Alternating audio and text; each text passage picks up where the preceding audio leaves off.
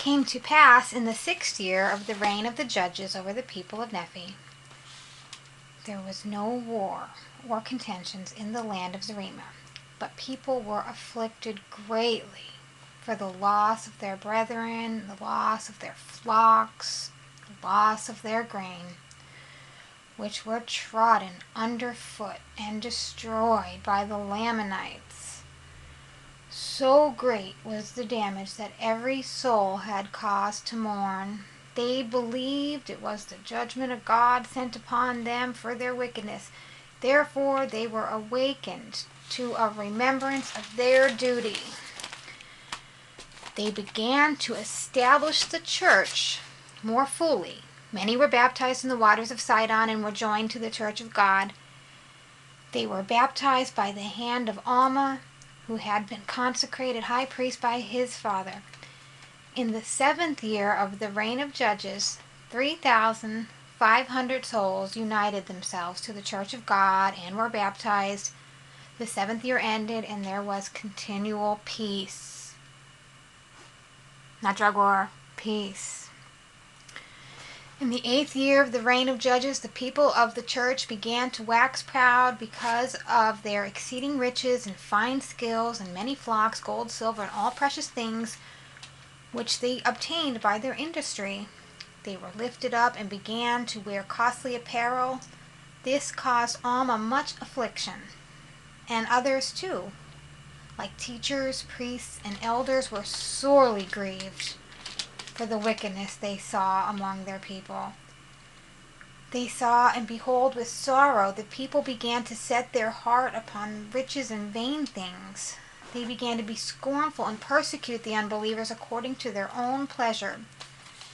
In the 8th year there began to be great contentions, envyings, strife, malice, persecutions, pride, exceedingly even the pride of the unbelievers. Wow.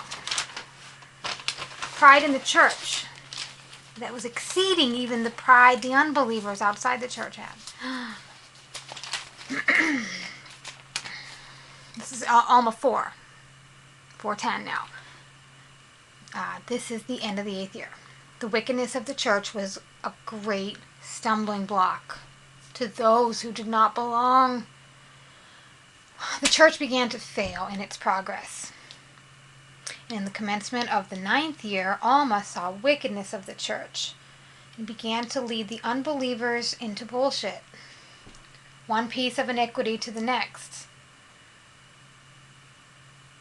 thus bringing great destruction to the people. Bringing great destruction of the people. Wow. He saw great inequality, some despising others, turning backs on the needy, naked, and hungry, the atheist, sick, and afflicted. No, those who thirst, who's turning their backs on the needy, the naked, the hungry, those that thirst, sick, and afflicted. This was a great cause for lamentation among people. While others were succoring those who stood in need of succor, imparting their substance, suffering all manner of afflictions for Christ's sake, who should come according to the spirit of prophecy, looking forward to that day, thus retaining a remission of their sins, being filled with great joy because of the resurrection of the dead, according to the will and power and deliverance of Jesus Christ from the bonds of death. Alma, having seen the afflictions of the humble followers of God and persecutions heaped upon them, and seeing all the iniquity, began to be sorrowful, but the Spirit of the Lord did not fail him. He selected a wise man from among the elders and gave him power according to the voice of the people, that he might have power to enact laws according to the laws which he had been given, and put them in force according to the wickedness and crimes of the people. Now this man's name was Nephihah. He was appointed chief judge sat in the judgment seat to govern the people.